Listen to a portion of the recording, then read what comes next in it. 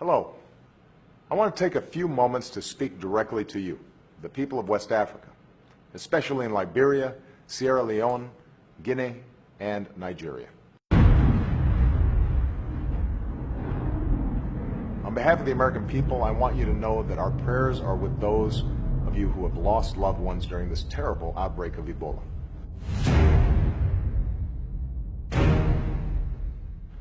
Along with our partners around the world, the United States is working with your governments to help stop this disease. And the first step in this fight is knowing the facts. The war against terrorism is a fake war where there is no terror. The war against terrorism is most fake in Africa, where the British, US, and French mass media are trying to kid the public that out in the middle of nowhere, in African nations such as Mali, there are so-called Islamic militants who somehow represent some kind of threat to Buckingham Palace and the White House. Just recently, Mali, Congo, and Sierra Leone erupted yet again into what the BBC described as civil war. The truth is that most of these turf wars and civil wars play into the hands of diamond prospectors, with the displacement of millions of Africans, enabling mining companies to set up shop and create facilities which look like high-security prisons.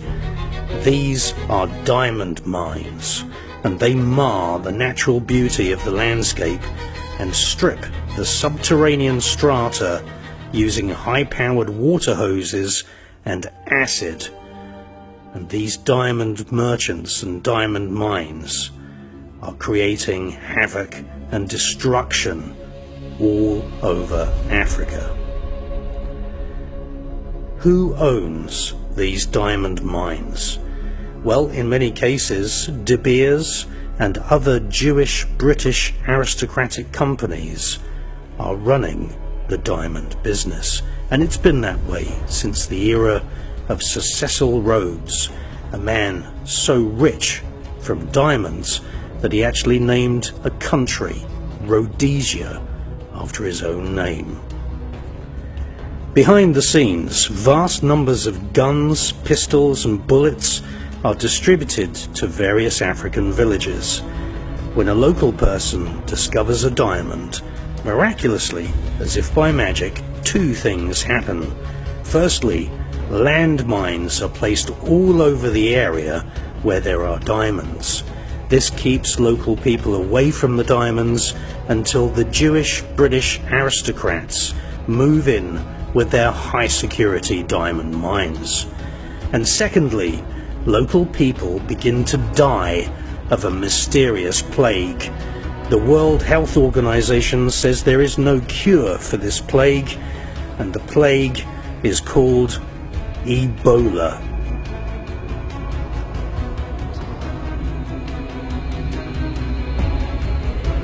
When the aristocratic murderer Lord Lucan fled London after killing a woman, the mainstream media claimed they had no idea at all where Lord Lucan went.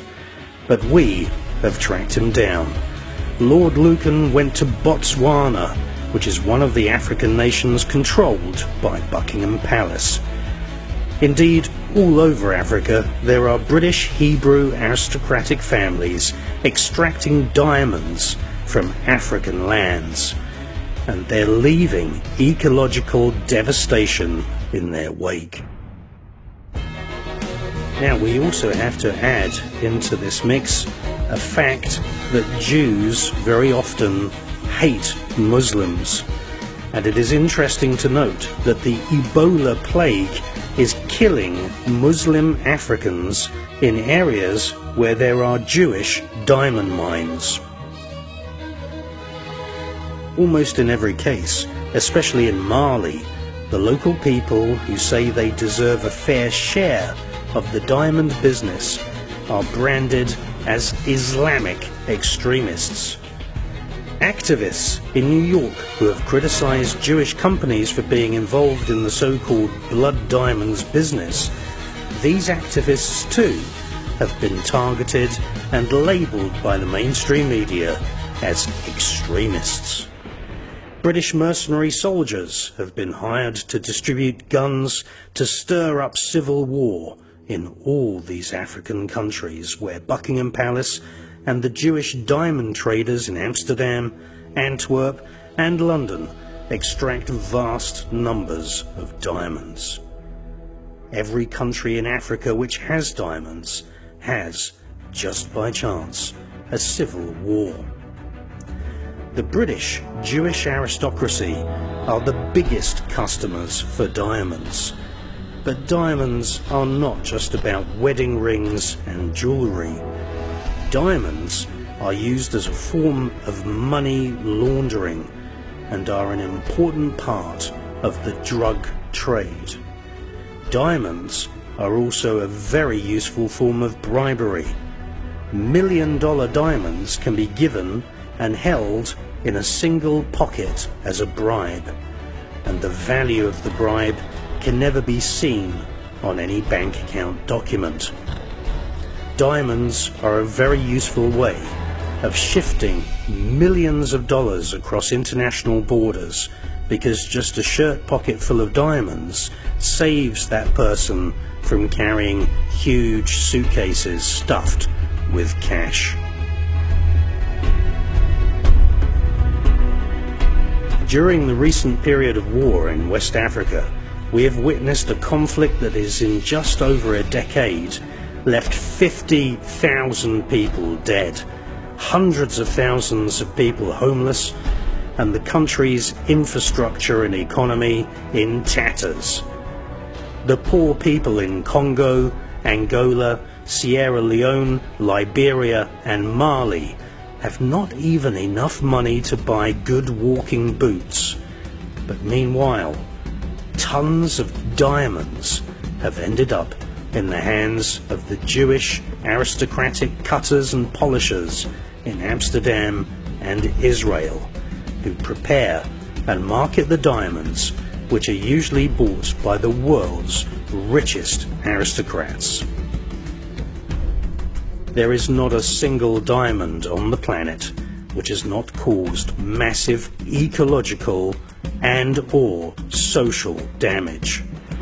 During the last 10 years of the African Diamond Wars, roughly 500,000 people have been the victims of killings, systematic mutilation or other atrocities, with some of the world's worst crimes committed by child soldiers who were drugged to desensitize them of this awful, fake war against terrorism, which is in actual fact fake civil war to protect the owners of the diamond mines. In the background, every week, private jets fly between the Congo and Tel Aviv in Israel, shipping out the weekly haul of diamonds from the area. There is, without question, a strange paradox that many African villages rely on a single standpipe of water, while just yards away, high-powered water hoses flush diamonds underground by workers who have to suffer the indignity of anal probes and x-rays as they leave their workplace. The Jewish bosses making sure that none of their modern slaves have swallowed a small uncut gem to allay the horrendous inequality of their society. While the Jewish bosses of these diamond mines earn billions of dollars, the drivers of the trucks and diggers and mining machines earn literally just a few pennies a day.